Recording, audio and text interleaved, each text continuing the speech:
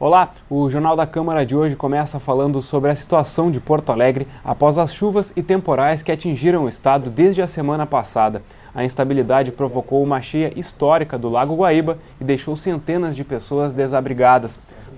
Para falar sobre o assunto, hoje recebemos o coordenador da Defesa Civil Municipal, Neucir Tessaro. Neucir, obrigado pela tua presença no programa de hoje. Acho que é importante a gente começar conversando sobre os principais pontos de alagamento que ainda preocupam a Defesa Civil e a Prefeitura nesse momento aqui em Porto Alegre. É uma alegria estar aqui novamente na nossa casa, na nossa TV Câmara aqui, que sempre presta bom serviço à comunidade e leva a boa notícia. Mas as boas notícias hoje, infelizmente, nós temos que dar a realidade que Porto Alegre está passando e os outros demais municípios do estado.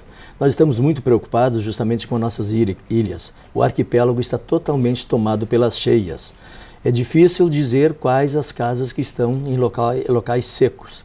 Então o maior problema nosso são os 10 mil habitantes das ilhas.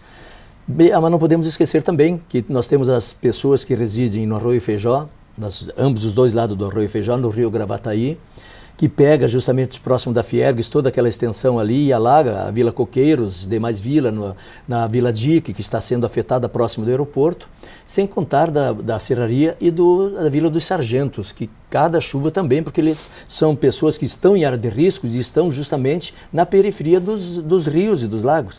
Todas as pessoas que estão em encostas e ao lado de rio estão sofrendo, né? E Porto Alegre é a maior enchente dos últimos 74 anos, só o precedente que existe foi de 1941. Então nós estamos sofrendo, como todos aí na cidade, no geral no transporte, nas ruas, a população, alimentos, que a dificuldade de chegar até suas casas. Essa é a nossa Porto Alegre de hoje que nós estamos vivendo, né? Tessaro, o senhor comentou que o último precedente havia sido na enchente de 41, né, quando inundou o centro de Porto Alegre, mercado público e tudo mais. Como que foi para a Defesa Civil a atuação, principalmente no domingo, no final de semana, quando foi o pico ali de chuva que subiu o nível do Guaíba e inundou, por exemplo, a estação rodoviária, né? Como que foi esse trabalho da Defesa Civil nesse momento em que o nível começou a subir e não parecia parar mais? Quando nós recebemos a notícia e vimos pelo estado do tempo no domingo que começaram a alagar todas a nossa primeira ilha, onde estavam os desabrigados, que eram os marinheiros, e sentimos que Porto Alegre, próximo, o Guaíba, estava subindo em sentido galopante, onde estava naquele momento 2,79, 2,81, e começou a preocupação quando chega nesse ponto. Aí chegou na madrugada de segunda-feira, quando atingiu a 2,87, já começamos a nos preocupar e fechar algumas comportas das 14 comportas que isolam o Guaíba, o cais do centro da cidade. Fomos começando a fechar na segunda-feira 13 comportas. E aguardamos para ver o resultado para não alagar como começou na estação rodoviária, porque o bombeamento do DEP, ele não pode ser intermitente, ele tem que seguir, dar uma desligada para não aquecer, ligar novamente e vai tirando as águas, mas não estavam mais comportando. Então, chegou na terça-feira que não teve outra solução, senão justamente a de fechar todas as comportas. E felizmente foram fechadas a tempo, a 14ª comporta, que foi às 19 horas de segunda-feira, que ficou fechada, justamente para que não viessem águas para a nossa Avenida Mauá, que chegaram, as águas bateram justamente em todo o muro da Mauá, que Porto Alegre, depois de 1941, com a aprovação do projeto da Beira Rio, também aquilo ali é na forma já de um contingente, de um dique, justamente que a água chega até ali e não vem para a Praia de Belas, porque senão viria para a Praia de Belas também.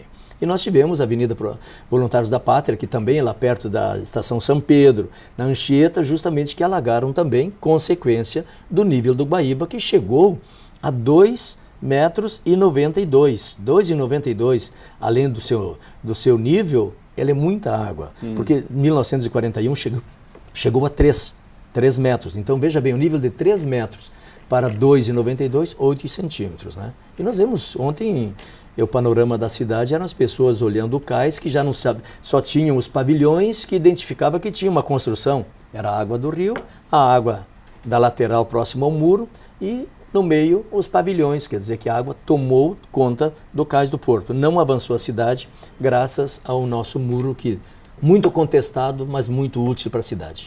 Tessaro, na última entrevista que o senhor deu aqui no Jornal da Câmara, foi em julho, sobre aquela cheia do Guaíba naquele momento, foi provocada pelo vento sul, Exato. que trouxe as águas da Lagoa dos Patos.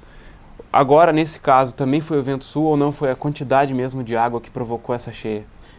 Essa última que aconteceu no domingo e na segunda foi justamente a cheia. O rio Caí, Taquari, Jacuí que começaram a desembocar todas as águas para nós. Agora a nossa preocupação vai ser na segunda e na terça-feira, que há uma previsão muito forte de vento sul.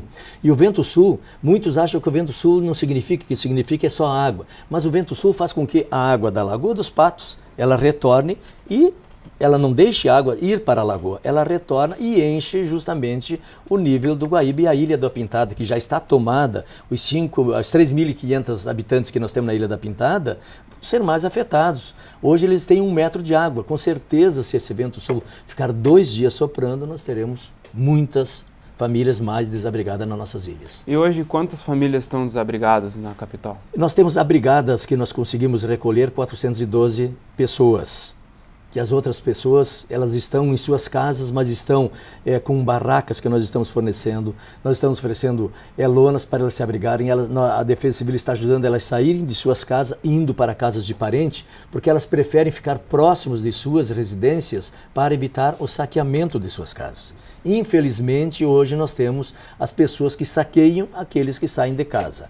No Tesourinha, onde nós temos 225 pessoas, cerca de 40 pessoas saem à noite para cuidar das suas casas e retornam depois no dia seguinte justamente para evitar que as famílias que estão, que as pessoas que estão somente para saquearem, evitem e deem mais prejuízo do que já estão sofrendo. E nós estamos fazendo para atender essas famílias de barcos, levando alimentos até as suas casas para evitar que justamente elas se arrisquem a sair no meio da água, que já está acima da cintura, e assim tenham um atendimento de primeira necessidade, da FASC, com assistência social, da saúde, com a Secretaria de Saúde levando produtos de medicina, e assim nós estamos fazendo. O senhor tem ideia do contingente de pessoas que está atuando em Defesa Civil, FASC, quantas pessoas o município está disponibilizando para esse serviço, para atender essas pessoas que estão sendo atingidas? Nós temos 19 secretarias envolvidas, especificamente, que é o COPAI, que coordena a Defesa Civil, 19 secretarias para atuarem emergencialmente para esses fins. Nós estamos com mais de 200 pessoas atuando somente nessas emergências para facilitar a vida dessas pessoas que estão sofrendo. Então, em todos os pontos da cidade, a Defesa Civil está coordenando e designando pessoas dos CAR, dos 17 centros regionais, para que eles atendam o melhor possível a população. Certo. Os desabrigados, a maioria deles está no ginásio Tesourinha, é isso? E como é que funciona para as pessoas que quiserem ajudar essas pessoas que estão desabrigadas com doações? O que precisa também para ser doação principal? Nós estamos pedindo à população que não tragam mais roupas. Roupas nós temos em excesso e fica uma dificuldade de triagem e de armazenagem.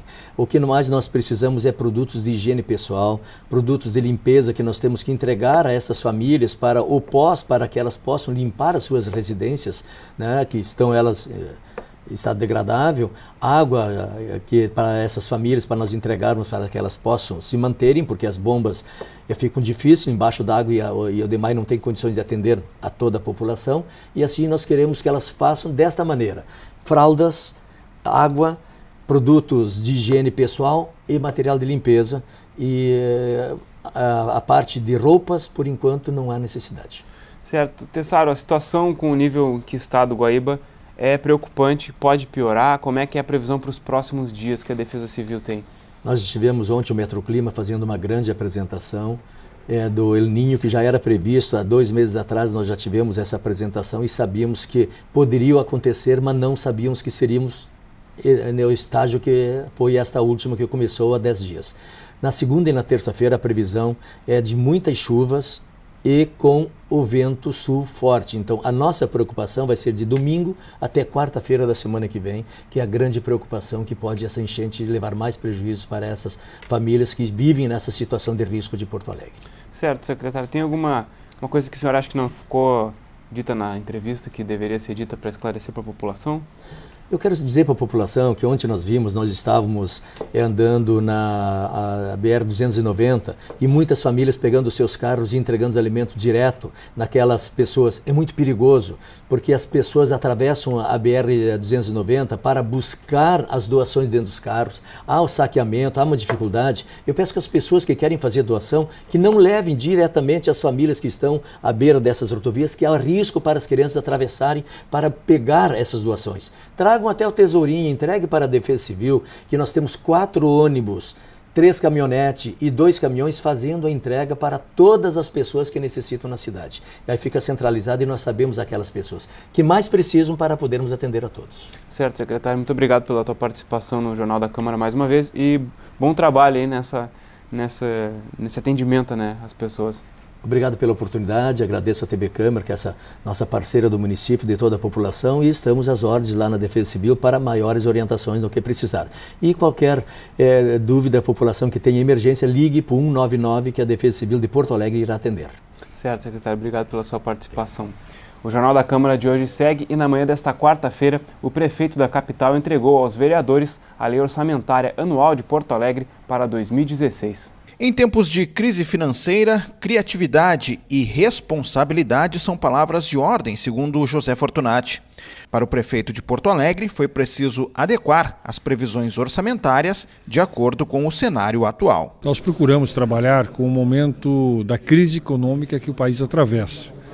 Há um menor repasse de recursos do governo federal, o estado do Rio Grande do Sul está passando por uma dificuldade muito grande, não repassando sequer os recursos como exemplo para a área da saúde. Então nós tivemos que projetar 2016 em cima de uma realidade que é aflitiva, que apresenta dificuldades. Mas não deixamos de forma alguma de ousar também, uma ousadia com os pés no chão. Se a situação financeira pesou na hora de elaborar o orçamento, a execução também vai depender de como deve se comportar a economia em 2016. E o recado veio de quem tem a chave do cofre. O orçamento ele tem a previsão de receita, né? E à medida que ela vai acontecendo é que nós vamos liberando o orçamento, né? Os projetos e aí os serviços. A gente sempre garante o básico, educação, saúde, porque são contratos e tem uma grande parte que envolve também a questão do funcionalismo, mas os investimentos eles ficam mais basilados então pela questão dos ingressos e recursos. O valor global do orçamento para 2016, incluindo receitas e despesas, é de 6,6 bilhões de reais. Isso representa uma alta de 5,6% em relação a este ano. Dentre as prioridades apontadas pelo orçamento participativo estão habitação, assistência social, cultura e saúde. Aqui na Câmara de Vereadores, o orçamento precisa ser votado até o dia 5 de dezembro. Nós sabemos de todas as dificuldades que o país enfrenta, de recessão, de dificuldades, mas vamos trabalhar dentro do orçamento de 6,6 bilhões, né, que o prefeito está nos apresentando. Vamos analisar o orçamento, é claro que os vereadores vão querer dar suas contribuições e as suas emendas, mas sempre discutindo de forma bem clara e precisa para que a gente possa ter um bom orçamento para a cidade de Porto Alegre para o ano de 2016. Ao entregar a lei orçamentária, Fortunati garantiu que o município vai manter os investimentos acima dos valores constitucionais previstos para educação e saúde. A Câmara de Porto Alegre promoveu nesta semana uma feira de produtos orgânicos. O objetivo foi incentivar o consumo de alimentos livres de agrotóxicos. Instalada no térreo do Legislativo da capital, a feira ofereceu à comunidade e servidores da casa produtos cultivados sem agrotóxicos. A iniciativa faz parte das atividades alusivas à Semana Mundial da Alimentação. Marinês veio de Eldorado do Sul. Ela chamou atenção para a importância de incluir itens saudáveis nas refeições, principalmente para as crianças. Esses produtos vieram para cá, né, para mostrar para a sociedade, né, que eles estão no mercado e também o objetivo de que esses produtos cheguem para a merenda escolar aqui na Grande Porto Alegre. Então, na região metropolitana são muitos agricultores que produzem, né, e aí tem um projeto até que tá para ser votado na Câmara, né, para que a Prefeitura de Porto Alegre compre esses produtos para merenda escolar. A realização da feira foi sugerida pelo vereador Marcelo Esgarbosa, do Partido dos Trabalhadores, presidente da Comissão de Saúde e Meio Ambiente. O tema ligado aos produtos orgânicos também seria discutido na COSMAN nesta terça-feira. No entanto, devido à falta de luz aqui na Câmara de Vereadores, a reunião precisou ser cancelada. Os técnicos da Câmara de Vereadores conseguiram restabelecer a energia elétrica da casa no final da tarde de ontem. O Legislativo Municipal ficou mais de 24 horas sem luz e, por isso, a TV Câmara e outros meios de comunicação, como o site e os telefones, ficaram fora do ar. Segundo a direção-geral, o problema foi causado por uma avaria no alimentador de energia do prédio. Esta é a terceira vez que os trabalhos do Legislativo são interrompidos por falta de energia em 2015. E a Câmara Municipal concedeu o título de cidadão de Porto Alegre ao auditor fiscal Zulmir Breda. A homenagem aconteceu no plenário Otávio Rocha durante sessão solene. A solenidade foi comandada pelo vereador Idenir Sequim e proposta pela vereadora Lourdes Sprenger, ambos do PMDB. A parlamentar destacou a atuação do homenageado nas finanças do Estado e do município. Zulmir Evânio Breda é formado em Ciências Contábeis pela PUC do Rio Grande do Sul e atual vice-presidente do Conselho Federal de Contabilidade. Foi secretário municipal adjunto da Fazenda durante a gestão do prefeito José Fogaça. Na tribuna, Breda agradeceu a homenagem e recordou que toda a trajetória profissional de 34 anos foi construída em Porto Alegre. Também durante sessão solene, os parlamentares da capital lembraram o centenário da morte de São Luís Guanella. A cerimônia foi comandada pelo presidente do Legislativo, vereador Mauro Pinheiro, do PT. O parlamentar destacou a importância dos trabalhos sociais e educacionais prestados pelas instituições guanelianas no Brasil e em outros 22 países. São Luís Guanella viveu entre 1842 e 1915. Foi beatificado em 1964 e canonizado em 2011. O superior provincial da Congregação dos Servos da Caridade, Padre Mauro Vogt, agradeceu a homenagem dos parlamentares e lembrou que os guanelianos atuam no Brasil desde 1947. O Jornal da Câmara de hoje fica por aqui. Obrigado pela sua companhia. A gente se encontra na próxima edição. Até lá!